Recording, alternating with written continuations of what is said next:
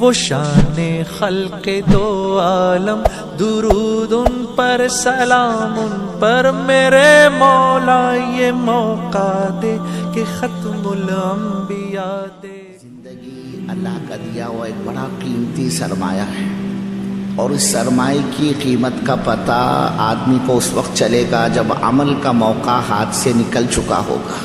حدیث میں آتا ہے، حضرت رسول پاک صلی اللہ علیہ وسلم فرماتے ہیں کہ کل قیامت کے میدان میں انسان کے یہ پیر، یہ قدم اس وقت تک اپنی جگہ سے اٹھ نہیں پائیں گے جب تک وہ چند سوالات کا جواب نہ دے دیں۔ بزرگوں، اللہ اپنے ایک ایک بندے سے پوچھے گا، اے ہمارے بندے، زندگی کس مشغلے میں لگائی؟ جوانی کا استعمال کہاں کیا؟ مال کے کمانے کا، حاصل کرنے کا راستہ کون سا تھا؟ اور جو کچھ کمایا اس کا استعمال کہاں کیا؟ اور یہ بھی پوچھا جائے گا بزرگوں کہ ہمارے بندے، جو بات تمہارے علم میں آئی، سمجھ میں آئی، اس علم پر عمل کتنا کیا؟ اللہ اپنے ایک ایک بندے سے پوچھے گا۔ اس سے یہ بات معلوم ہوئی کہ یہ انسان دنیا کے اندر زندگی کے گزارنے میں اپنی مرضی کا مالک نہیں ہے کہ جیسے چاہے ویسے کھاوے، جیسے چاہے ویسے پیے، جیسے چاہے ویسا پہنے، اپنے مال کو جب چاہے، جہاں چاہے، جس وقت چاہے استعمال کرے اور یہ مر کر مٹی کا ڈھیر بن جائے۔ اللہ نے اس کو یوں ہی بیکار پیدا نہیں کیا، اور نہ ہی یہ اپنی مرضی کا مالک ہے۔ وہ تو جانور بزرگوں اپنی مرضی کا مالک ہوتا ہے، جب چاہے، جہاں چاہے، جس وقت چاہے وہ منہ مارے، اس کو کون پوچھنے والا؟ یہ تو انسان اشرف المخلوقات ہے۔ اللہ نے اس زمین پر کم و بیش 18,000 مخلوقات پیدا کی ہیں، جس میں بزرگوں 4 آنے مخلوق وہ زمین پر ہے اور باقی 12 آنے مخلوق سمندر میں ہے۔ اور ان تمام مخلوقات میں سب سے افضل، سب سے اعلیٰ، سب سے اشرف یہ انسان ہے۔ اللہ فرما رہے، اے ہمارے بندو، کیا تم یہ گمان کرتے ہو ہم نے تم کو یوں ہی بیکار پیدا کیا ہے؟ افحسبتم انما خلقناکم عبثا۔ اللہ کہہ رہا ہے اپنے بندوں سے کہ انسان یہ گمان کرتا ہے، انسان یہ سمجھتا ہے ہم نے اس کو یوں ہی بیکار پیدا کیا، یہ اپنے وقت گزار کر زندگی پوری کر کے آ جائے۔ اللہ فرما رہے ہمارے بندوں، کیا تم ہمارے پاس لوٹ کر واپس نہیں آؤ گے؟ بزرگوں، اللہ نے ہم کو اس دنیا میں زندگی گزارنے کے لیے نہیں بھیجا ہے، بلکہ ہم تو دنیا میں زندگی کو بنانے کے لیے آئے ہیں۔ اور زندگیاں جو بنتی ہے، اللہ رب العزت جو زندگیوں کو بناتا ہے، اللہ کے زندگیوں کی جو بنانے کا ضابطہ اور قانون ہے وہ اللہ کا دین ہے۔ یہ اللہ کا دین جس کچے اور پکے مکان میں رہنے والے کی زندگی میں ہوگا، اللہ اس کچے اور پکے مکان میں رہنے والے کو کامیاب کر کے بتلائے گا۔ یہ اللہ کا دین ایک تاجر کی زندگی میں ہوگا، اللہ اس تاجر کو کامیاب کر کے بتلائے گا۔ یہ اللہ کا دین ایک محنت مزدوری کرنے والے کی زندگی میں ہوگا، اللہ اس محنت مزدوری کرنے والے کو کامیاب کر کے بتلائے گی۔ اس لیے کہ بنیاد اللہ کا دین ہے، اور کامیابی اللہ نے اپنے دین کے اندر رکھی ہے۔ آپ بزرگوں، چیزوں کے اندر اللہ نے زندگیوں کا بننا رکھا ہی نہیں، نہ ملک میں، نہ مال میں، نہ عہدے میں، نہ کرسی میں، بلکہ زندگی بنے گی اعمال محمد صلی اللہ علیہ وسلم میں۔ اللہ تعالیٰ ملک اور مال کی بنیاد پر زندگی نہیں بنایا کرتے، اور نہ یہ کوئی اللہ کا ضابطہ اور قانون ہے کہ آپ کے ملیشیا میں، آپ بزرگوں کوالالمپور میں جس کا مکان اچھا ہوگا، جس کے کپڑے اچھے ہوں گے، جس کے کھانے عمدہ ہوں گے، جس کے گھر کا فرنیچر شاندار ہوگا، جس کے پاس بہترین سواریاں ہوں گی، کل قیامت میں اللہ اس کو عزت کی کرسی پر بٹھائے گا۔ اور کوئی اللہ کا بندہ اسی کوالالمپور میں خستہ حال، پھٹے پرانے کپڑوں میں، سیدھے سادے مکان میں سیدھی سادی زندگی گزار رہا ہوگا، اللہ اس کو ناکام کر دے گا۔ یہ کوئی اللہ کا ضابطہ اور قانون نہیں ہے بزرگوں، بلکہ اللہ کے زندگیوں کے بنانے کا ضابطہ اور قانون وہ اللہ کا دین ہے۔ یہ اللہ کا دین جس کچے اور پکے مکان میں رہنے والوں کی زندگی میں ہوگا، اللہ اس کو کامیاب کر کے بتلائے گا۔ بنیاد تو اللہ کا دین ہے، اور اللہ نے زندگیوں کا بننا رکھا یہ دین کے اندر۔ ملک میں زندگی کا بننا ہوتا، مال میں زندگی کا بننا ہوتا، اچھے مکان میں، اچھے کپڑوں میں زندگی کا بننا ہوتا، یا یہ کہ ان چیزوں کا مل جانا کوئی عزت اور شرافت کی علامت ہوتی، تو بزرگوں ان تمام چیزوں کے استعمال کی سب سے زیادہ جو مستحق ذات تھی وہ تو حضرت رسول پاک صلی اللہ علیہ وسلم کی ذات مبارک تھی۔ آپ سے بڑھ کر دنیا میں کون ہو سکتا ہے؟ اللہ نے اس کائنات کے سارے نظام کو اپنے نبی صلی اللہ علیہ وسلم کی برکت سے بنایا ہے۔ اللہ خود فرما رہے اے ہمارے محبوب صلی اللہ علیہ وسلم اگر ہمیں آپ کو پیدا کرنا نہ ہوتا ہماری عزت کی قسم نہ یہ زمین ہوتی نہ یہ آسمان ہوتا نہ یہ چاند ہوتا نہ یہ ستارے ہوتے نہ یہ سورج ہوتا نہ یہ دریا ہوتی نہ یہ پہاڑ ہوتا نہ یہ سمندر ہوتا اے ہمارے محبوب صلی اللہ علیہ وسلم یہ جو کچھ بھی کائنات میں ہم نے بنایا ہے وہ سب آپ کی برکت سے بنایا ہے۔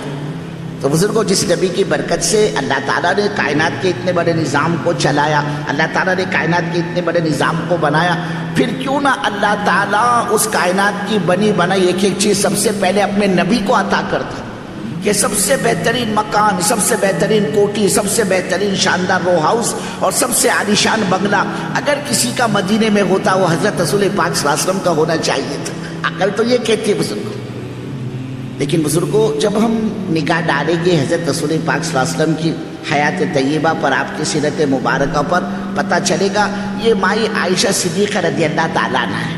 کون ہے یہ؟ اللہ کے رسول صلی اللہ علیہ وسلم کی پاک بیوی ہے، امت کی ماں ہے، ہم سب کی ماں ہے۔ ماں عائشہ رضی اللہ تعالیٰ عنہ قسم کھا کر فرماتی ہے 2 3 مہینے گزر جاتے تھے ہمارے گھر میں چولہا تک نہیں سے لگتا تھا۔ یہی ماں صدیقہ رضی اللہ تعالیٰ عنہ ہے۔ بزرگوں فرماتی ہے ہم نے اپنی پوری زندگی اللہ کے رسول صلی اللہ علیہ وسلم کے ساتھ گزاری اور حضرت رسول پاک صلی اللہ علیہ وسلم کی ساری زندگی ہماری نگاہوں کے سامنے گزر گئی۔ ماں صدیقہ فرماتی ہے اللہ کی قسم ہم نے اپنی پوری زندگی میں کبھی 2 وقت پیٹ بھر کر روٹی نہیں کھائی۔ فرماتی ہے دن میں اگر ہم نے کھا لیا ہے تو رات ہمارا فاقے کی اور بھوک کی حالت میں گزرتا تھا، اور رات کھا لیا ہے تو فرماتی ہے دن ہمارا بھوک کی اور فاقے کی حالت میں گزرتا تھا۔ لوگوں نے پوچھا اماں جان گزر بسر کیسے ہوتی تھی؟ فرماتی مائی صدیقہ رضی اللہ تعالیٰ عنہ کبھی تو 24 گھنٹے میں ہمیں ایک کھجور ملتی تھی کھانے کے لیے اور ایک پانی کا پیالہ ملا کرتا تھا۔ پوچھا کہ اماں جان ایک کھجور سے کیا کام چلتا ہوگا، ایک پانی کا پیالے سے کیا ضرورت پوری ہوتی ہوگی؟ مائی صدیقہ فرماتی اللہ کی قسم ہمیں اس کھجور کی قیمت کا پتہ اس دن چلا جس دن سے وہ ملنا بھی بند ہو گئی۔ فرماتی ہم کھجور کو کھا لیتے تھے اور اس کے بیج کو منہ میں رکھ کر چوسا کرتے تھے۔ زندگی یوں گزری ہے بزرگوں اللہ کے نبی صلی اللہ علیہ وسلم کی۔ یہی مائی صدیقہ رضی اللہ تعالیٰ عنہ اپنے مکان کی حالت کو بتلاتی ہے۔ ہمارا مکان کیسا تھا، RCC کا، گرینائٹ کا، کانکریٹ کا، ماربل کا۔ فرماتی ہے ہمارے مکان کی جو دیواریں تھی وہ مٹی کی بنی ہوئی تھی اور چھت کھجور کے پتوں کا بنا ہوا۔ آگے فرماتی ہے وہ مکان بھی اتنا تنگ تھا کہ اللہ کے حبیب صلی اللہ علیہ وسلم جب گھر میں تشریف فرما ہوتے، جب آپ گھر میں داخل ہوتے، مائی صدیقہ فرماتی ہے رضی اللہ تعالیٰ عنہ میری نگاہوں نے دیکھا ہمارے مکان کی چھت وہ اللہ کے رسول صلی اللہ علیہ وسلم کے سر مبارک سے ٹکراتی تھی، چھت سر سے لگتی تھی۔ خود فرماتی ہے اللہ کی قسم ہم نے حضرت رسول پاک صلی اللہ علیہ وسلم کے کپڑوں کو طے کر کے گھڑی کبھی صندوق اور اٹھیچ اور الماری میں رکھا ہی نہیں۔ فرماتی اس کی نوبت ہی نہیں آئی۔ بزرگوں آدمی کے کپڑے صندوق اور اٹھیچ اور الماری میں رکھنے کی نوبت کب آتی ہے؟ جب کسی اللہ کے بندے کے پاس 1 سے 2، 2 سے 4، 4 سے 6، 8 جوڑے ہو کپڑوں کے۔ مائی صدیقہ فرماتی ہے اللہ کے رسول صلی اللہ علیہ وسلم کے پاس 1 جوڑا تھا جس کو آپ استعمال فرماتے۔ وہ فرماتی ہے جب وہ میلا ہو جاتا اسی کو اتارا جاتا، پھر اسی کو دھویا جاتا، پھر اسی کو سکھایا جاتا، اور اسی 1 جوڑے پر اللہ کے رسول صلی اللہ علیہ وسلم نے اپنی اکثر زندگی گزاری ہے۔ کبھی ایسا بھی ہوا نماز کا وقت ہو چکا، آپ کے دھلے ہوئے کپڑوں کے سوکھنے میں ذرا دیر لگ گئی، حضرت بلال حبشی رضی اللہ تعالیٰ عنہ حضرت رسول پاک صلی اللہ علیہ وسلم کے مسجد کے مؤذن ہیں، در مبارک پر تشریف فرما ہوئے کہ اللہ کے رسول جماعت تیار ہے، لوگوں کو آپ کا انتظار ہے، آپ چلیے اور چل کر نماز پڑھائیے۔ مائی صدیقہ فرماتی ہے اللہ کی قسم حضرت رسول پاک صلی اللہ علیہ وسلم کے ملک میں ان 2 بھیگے ہوئے کپڑوں کے علاوہ کوئی تیسرا سوکھا کپڑا نہیں تھا جس کو پہن کر آپ نماز ادا فرماتے۔ کیوں بزرگوں؟ اللہ چاہتا تو اپنے نبی کے لیے جنت کا لباس دنیا میں نہیں اترواتا، اللہ چاہتا تو اپنے نبی صلی اللہ علیہ وسلم کے لیے جنت کے کھانے دنیا میں نہیں کھلواتا۔ یہی مائی صدیقہ رضی اللہ تعالیٰ عنہ ہے اپنے مکان کی حیت کو بتلاتی ہے۔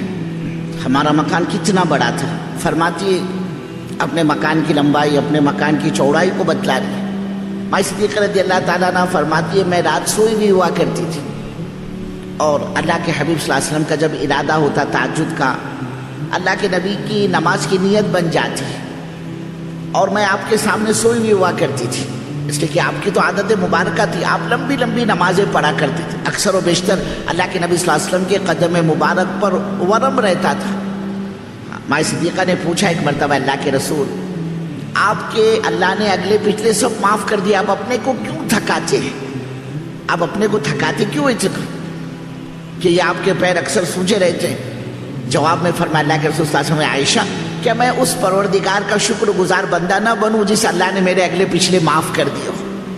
तो आपकी आदत मुबारक थी, आप लंबी लंबी नमाजें पढ़ा करती थी, आपका रुकू लंबा होता, आपके सजदे लंबे होते। माँ सिद्दीक़ा फरमाती है एक मरतबा अल्लाह के रसूल सल्लल्लाहु अलैहि वसल्लम ने लंबा सजदा किया और सजदा इतना लंबा था कि मैं तो ये समझी कि शायद अल्लाह के रसूल सल्लल्लाहु अलैहि वसल्लम अब दुनिया में बाकी नहीं रहे, आप दुनिया से वफात पा गए। माँ सिद्दीक़ा फरमाती है मैंने ख्याल करने लगी कि शायद मैं आज बेवा तो नहीं हो जाऊंगी। फरमाती है मैं अपना जिगर पर हाथ रख कर बैठ गई कि अल्लाह ये क्या हो गया। फिर फरमाती है मैंने अल्लाह के रसूल सल्लल्लाहु अलैहि वसल्लम के अंगूठे को जरा सी हरकत दी, आपके अंगूठे में जब मैंने हरकत पाई फिर मेरे को इत्मीनान हुआ कि नहीं अभी अल्लाह के रसूल सल्लल्लाहु अलैहि वसल्लम हयात है। तो अल्लाह के नबी की आदत शरीफा थी। माँ सिद्दीक़ा फरमाती है जब आधी रात गुजर जाती आपकी तहज्जुद की नीयत बन जाती थी और लंबी लंबी नमाजें आपकी। माँ सिद्दीक़ा फरमाती है अल्लाह के रसूल सल्लल्लाहु अलैहि वसल्लम को जब सजदे में जाने की नौबत पेश आती और हज़रत रसूल पाक सल्लल्लाहु अलैहि वसल्लम रुकू से फारिग होकर जब आप सजदे में जाना चाहते, माँ आयशा रज़ियल्लाहु ताला अन्हा फरमाती है अल्लाह के नबी सल्लल्लाहु अलैहि वसल्लम अपने हाथों से मेरे फैलाए हुए पैरों को यूं धक्का दे दिया करते थे। आगे फरमाती है मैं अपने फैलाए हुए पैरों को अपने करीब कर लेती थी और पैरों के करीब कर लेने के बाद जो खाली जगह सामने बचती थी, जो खाली जगह सामने निकलती थी, उस खाली जगह में अल्लाह के रसूल सल्लल्लाहु अलैहि वसल्लम सजदा फरमाया करते थे। ये मकान की तंगी की हालत है। और फिर बुजुर्गों ये तो आपकी अपनी जाती जिंदगी हुई, आपके आल औलाद का क्या दिया आपने अपने घर वालों को, अपने खानदान वालों को आप क्या देकर गए? आदमी फिक्र करता है, सोचता है कि चलो भाई अपनी जिंदगी तो गुजर गई, अपने बाल बच्चों का फ्यूचर, इनका मुस्तकबिल में क्या होगा? कोई ना कोई वो तरकीब स्कीम सोचता है, कोई तरकीब निकालता है बुजुर्गों, अपने बच्चों का मुस्तकबिल, अपने बच्चों का फ्यूचर। अल्लाह के नबी सल्लल्लाहु अलैहि वसल्लम ने क्या दिया अपने घर वालों को, आप क्या छोड़ कर गए? ये हज़रत फातिमा रज़ियल्लाहु ताला अन्हा कौन है? अल्लाह के रसूल सल्लल्लाहु अलैहि वसल्लम की सबसे ज्यादा चहेती और लाडली बेटी। हुजूर को बड़ी अकीदत, बड़ी मोहब्बत हज़रत फातिमा रज़ियल्लाहु ताला अन्हा से। कभी कभी आप हज़रत फातिमा को देखकर फरमाते ये फातिमा ये तो मेरे जिगर का एक टुकड़ा है। हुजूर को बड़ी मोहब्बत थी हज़रत फातिमा से। एक मरतबा अल्लाह के रसूल सल्लल्लाहु अलैहि वसल्लम अपनी बेटी हज़रत फातिमा रज़ियल्लाहु ताला अन्हा के मकान पर तशरीफ ले गए। हज़रत फातिमा का उस वक्त निकाह हो चुका था। आपने बाहर से इजाज़त मांगी अंदर आने की, अपनी बेटी को नाम लेकर पुकारा। बेटी थी, अपने अब्बा की आवाज़ को पहचान ये तो मेरे अब्बा है जो मुझसे अंदर आने की इजाज़त मांगते। बेटी ने कहा अब्बा जान आप अंदर तशरीफ ले आइए। चले आइए, कोई नहीं, घर में अकेली तन्हा आपकी बेटी फातिमा है, दूसरा कोई नहीं, आप अंदर तशरीफ ले आए। अल्लाह के रसूल सल्लल्लाहु अलैहि वसल्लम ने फरमाया बेटी फातिमा एक मेहमान मेरे साथ और भी आए हैं, हज़रत इमरान बिन हुसैन रज़ियल्लाहु ताला, वो भी अंदर आने की इजाज़त मांगते हैं, क्या मैं उन्हें अपने साथ तुम्हारे मकान में लेकर दाखिल हूँ? उन्हें अंदर आने की और अंदर लाने की इजाज़त है? बुजुर्गों अंदर से बेटी ने रोते हुए जवाब दिया है अपने अब्बा जान को, अब्बा जान आपको तो अंदर आने की इजाज़त है लेकिन आपके साथ आए हुए मेहमान को, आपके साथ लाए हुए मेहमान को अंदर आने की और अंदर लाने की इजाज़त नहीं है। और वजह इसकी ये है अब्बा जान कि आपकी बेटी फातिमा के पास इतना कपड़ा या पर्दा और चादर नहीं कि आने वाले मेहमान से पर्दा किया जा सके। अल्लाह के रसूल सल्लल्लाहु अलैहि वसल्लम ने जब ये सुना ज़ारो कतार अल्लाह के नबी की आंखों से आंसू बहने शुरू हो गए और आपने अपनी चादर मुबारक को अंदर उतार कर अंदर भेजा और फिर उस चादर के जरिए से हज़रत फातिमा रज़ियल्लाहु ताला अन्हा ने पर्दे का इंतजाम किया। ये जिंदगी है बुजुर्गों आपके घराने वालों की। माँ सिद्दीक़ा फरमाती है अल्लाह के नबी सल्लल्लाहु अलैहि वसल्लम का आखिरी वक्त है, आप मर्ज़ुल वफ़ात में हैं और आप मेरे हुजरे में हैं और मेरे हुजरे का ये हाल लोगों का तांता बंधा हुआ है। लोग आ रहे अल्लाह के नबी का दीदार, अल्लाह के हबीब की ज़ियारत, अल्लाह के नबी की बीमार कुर्सी, घर में लोगों का तांता बंधा हुआ है, हुजूम है घर में। और माँ सिद्दीक़ा फरमाते हैं मेरे घर में अंधेरा छाया हुआ था, चेहरे से चेहरे का पहचानना मुश्किल, कौन आया किसने मुलाकात की कौन गया पता ही नहीं चलता था। माँ सिद्दीक़ा रज़ियल्लाहु ताला अन्हा फरमाती है मेरे दिल में एक बात आई कि क्यों ना मैं अपनी घर की चार दीवारी में कोई चिराग रोशन कर लूँ ताकि ये आने वाले मेहमान, आने वाला मजमा जो अल्लाह के नबी की बीमार पुरसी करके ने आया है, अल्लाह के नबी की ज़ियारत चाहता है, तो कम से कम इतना तो हो जाए कि चिराग की रोशनी में ये आने वाले अल्लाह के नबी का दीदार करे, अल्लाह के हबीब की ज़ियारत करे। लेकिन ख़ुद फरमाती है कि हमारे घर का یہ حال تھا. ہمارے گھروں میں جو کھانے پکا کرتے تھے ان کھانوں میں تیل نہیں ڈالا جاتا تھا، تو چراغ کے جلانے کے لیے ہمارے پاس تیل کہاں سے آتا؟ ماں صدیقہ فرماتی ہے میں نے اپنی گھر کی چیزوں کو ٹٹولا تلاش کیا، ایک اوندا پڑا ہوا چراغ کسی زمانے کا مٹی کا، وہ میرے ہاتھ لگ گیا. ماں عائشہ فرماتی ہے میں نے اس کو اٹھایا، اپنے دوپٹے سے صاف کیا، اور پڑوس میں ایک یہودی عورت رہا کرتی تھی، چراغ کو وہاں بھجوایا اور یہ کہلوا بھیجا بہن تھوڑا سا تیل یا گھی یا چربی جو بھی تمہارے پاس ہو ادھار دے دو. اللہ کے رسول صلی اللہ علیہ وسلم کی طبیعت ناساز ہے، میرے گھر میں لوگوں کا تانتا بندھا ہوا ہے، لوگوں کا گھر میں ہجوم ہے اور اندھیرا ہونے کی بنا پر چہرہ پہچانا نہیں جاتا. فرماتی ہے اللہ کی قسم ہماری گھر کی چار دیواری کے اندر اس دن چراغ جلا ہے جس دن حضرت محمد صلی اللہ علیہ وسلم کی زندگی کا چراغ بجھنے والا تھا. یہ زندگی ہے بزرگوں اللہ کے نبی صلی اللہ علیہ وسلم کی. اور کوئی آپ حضرات کو سیرت سنانا، واقعہ دورانا مقصد نہیں ہے، بلکہ اللہ نے حضرت رسول پاک صلی اللہ علیہ وسلم کی پاکیزہ نورانی مبارک زندگی کو اس امت کے لیے، ہمارے اور آپ کے لیے عبرت و نمونہ بنایا ہے کہ یہ میری امت، مجھ کو اللہ کا نبی جاننے والی، مجھ سے محبت کا دعویٰ کرنے والی، مجھ کو اللہ کا نبی ماننے والی، یہ میری امت کئی دنیا کے اندر بڑھیا مکان کے بنانے کے چکر میں پڑ کر، اپنے ایک بارش کے پیٹ بھرنے میں لگ کر، اب کی من کی چاہتوں کے پورا کرنے میں لگ کر، اپنی خواہشات کے پیچھے پڑ کر میری امت کہیں اپنے آخرت کو داؤ پہ نہ لگا دے. یہ میری امت کہیں موت کو نہ بھول جائے، سکرات کو نہ بھول جائے، قبر کو نہ بھول جائے، آخرت کو نہ بھول جائے. اللہ کے نبی کو اس کا غم تھا، اپنی امت کا اس کا فکر تھا.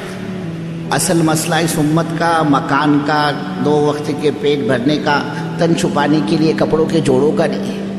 یہ کوئی مسئلہ نہیں ہے بزرگوں، بلکہ میرا اور آپ کا اصل مسئلہ وہ آخرت کا ہے، سکرات کا ہے، موت کا ہے، قبر کا ہے. ہم کو آپ کو کیا پتہ بزرگوں آدمی کس حال میں دنیا سے جائے گا، کون جل کر مرے گا، کون ڈوب کر مرے گا، کون ایکسیڈنٹ کی موت مرے گا، کون دواخانوں میں ایریا رگڑتا ہوا مرے گا.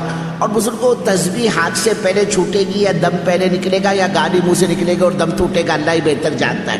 ہم کو تم کو کیا پتہ آدمی کس حال میں دنیا سے جائے گا. اور سارا دار و مدار انسان کے خاتمے پر ہے. یہ اللہ کا بندہ زندگی بنا کر گیا، ایمان کے ساتھ گیا، اعمال کے ساتھ گیا، اس کا بیڑا پار ہے. اور اگر یہ بےمانی کی موت مرا، اللہ کی قسم صدیاں گزر جائے گی، کسی نبی کی سفارش بھی اس کے حق میں کام نہیں آئے گی.